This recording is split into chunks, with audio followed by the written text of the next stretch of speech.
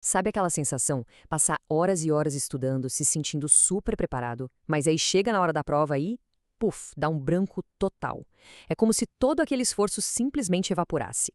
Se isso já aconteceu com você, fica aqui que a gente vai desvendar esse mistério juntos. A grande pergunta é essa, né? Por que o nosso cérebro parece nos sabotar bem na hora H? A resposta, e isso é o mais interessante, não está na quantidade de horas que a gente estuda, mas sim em como a gente estuda. Então, bora mergulhar nisso. E é aqui que o jogo vira. De um lado, tem o estudo passivo, ficar relendo, grifando o texto com 1000 cores. Parece que a gente está sendo produtivo, né? Mas, na verdade, isso só cria uma ilusão de que a gente sabe o conteúdo. Do outro lado, tem o estudo ativo. É o esforço de lembrar, de explicar com as próprias palavras. E é aí que a mágica acontece e o aprendizado dura de verdade. Para a gente entender como fazer essa virada, nosso caminho vai ser este aqui. Primeiro, vamos desmascarar por que os métodos mais comuns costumam falhar. Depois, a gente mergulha de cabeça na revolução da memória ativa e, por fim, vamos ver um monte de ferramentas práticas para planejar e mandar bem nos estudos até o grande dia. Ok, vamos começar pelo começo, entendendo o vilão silencioso da nossa preparação. É hora de sacar por que aqueles hábitos de estudo passivos são tão, mas tão ineficientes para a memória de longo prazo. Pensa só no que isso quer dizer.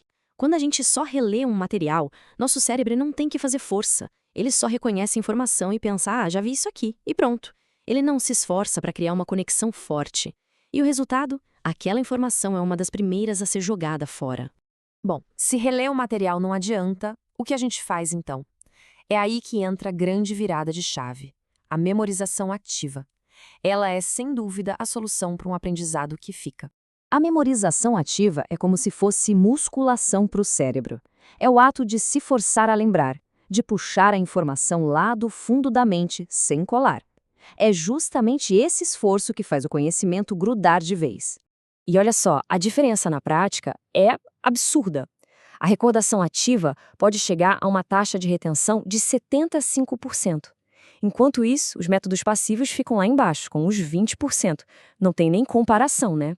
Mas, um ponto super importante aqui, memorização ativa não é a mesma coisa que decorar, tá?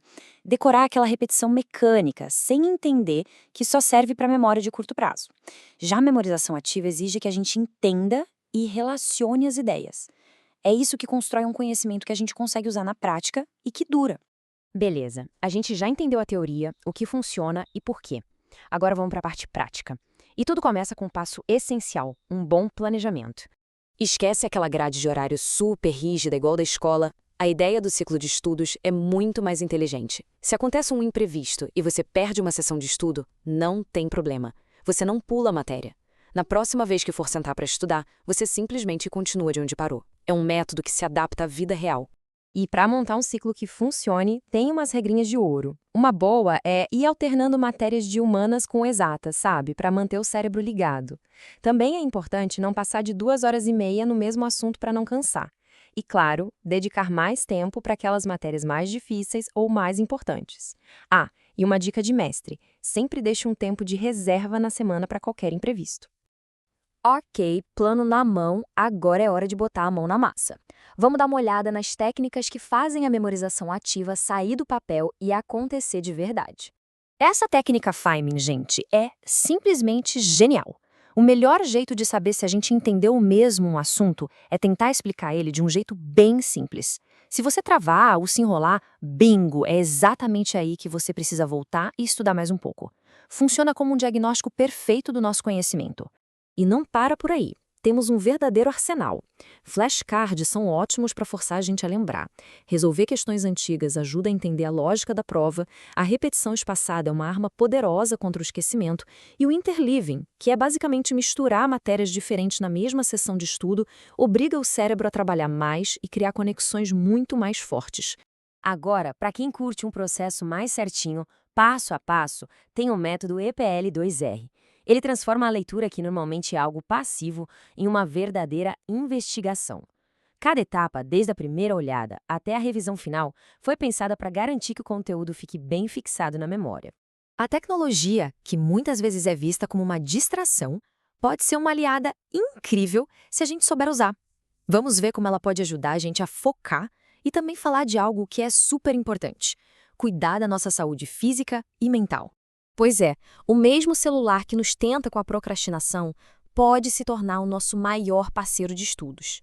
O segredo é saber quais ferramentas usar para criar um ambiente focado e produtivo. E aqui vão alguns exemplos bem práticos. Para gerenciar o tempo, apps que usam a técnica Pomodoro, como o Focus Booster, são ótimos. Para organizar as anotações, Evernote e Google Drive quebram um galhão.